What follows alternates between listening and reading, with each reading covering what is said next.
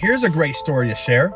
In 2006, a 15-year-old high school student from New Mexico won third place in an Intel Science Engineering Fair for her project on slowing down the spread of an infectious pathogen during a pandemic.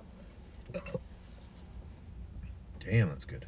Using a computer simulation that she developed with the help of her father, she argued that in order to slow down the spread of a disease, the government should implement school shutdowns, keep the kids at home, and enforce social distancing.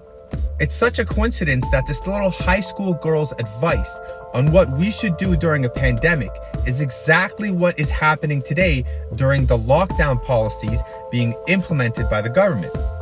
But obviously, as you know, there's a catch to everything. What we didn't know is that her father helped her develop this computer simulation. And at the time, her father was a senior researcher at Sandia National Laboratories, working with a pandemic emergency response plan for the US Department of Homeland Security. So in other words, his proposal to implement school and workplace lockdowns in the event of a pandemic emergency was partially developed in response of his daughter's high school project. People are being deprived of their livelihoods, forced into poverty as a result of these shutdowns. But the undeniable truth is that if you are contributing or advocating to the lockdowns, then you yourself are advocating and contributing to these problems. I want to say it again. We in the World Health Organization do not advocate lockdowns as a primary means of control of this virus. We may well have a doubling of world poverty by next year. We may well have at least a doubling of child malnutrition because children are not getting meals at school and their parents in poor families are not able to afford it. This is a terrible, ghastly global catastrophe, actually. And so we really do appeal to all world leaders. Stop using lockdown as your primary control method. Develop better systems for doing it. Work together and learn from each other. But remember, lockdowns just have one consequence that you must never, ever belittle, and that is making poor people an awful lot poorer.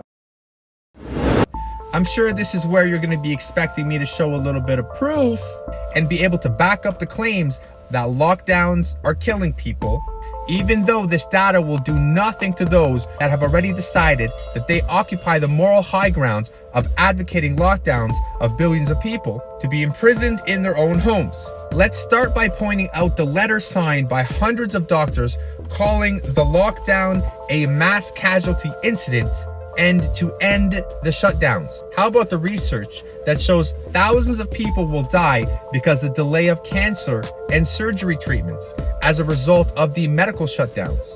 Of course, we can't forget about the research showing 75,000 deaths are expected. Alcohol, drug abuse, and suicide. And that's only in the United States of America as a result of these shutdowns. A study published in August of 2020 was found that Canada could be looking at a suicide rate increase of up to 27%. Here we have research showing that millions of people are expected to be thrown into severe food insecurities. Here are 120,000 children expected to die from malnutrition as a result of these lockdowns. But of course, none of these deaths will matter for those that are advocating lockdowns.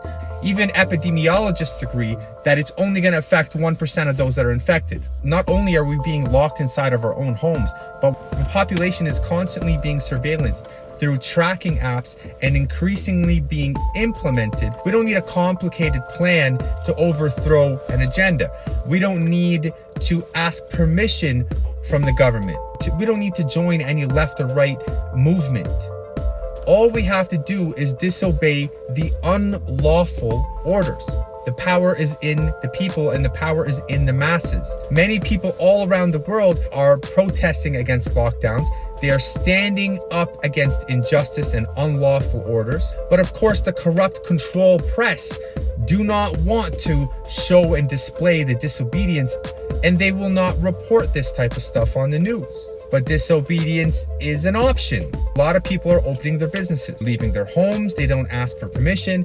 And those who are still advocating for lockdowns should look at the numbers and the stats.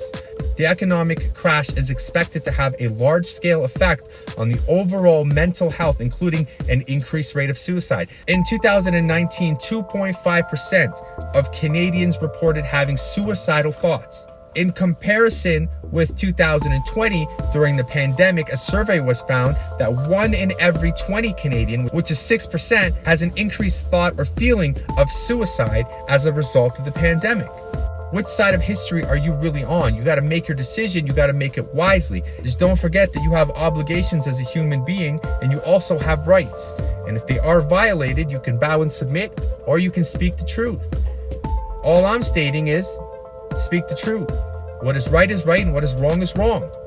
That's all I got for you. If you liked the video, give it a thumbs up, share the video, and if you didn't, oh well.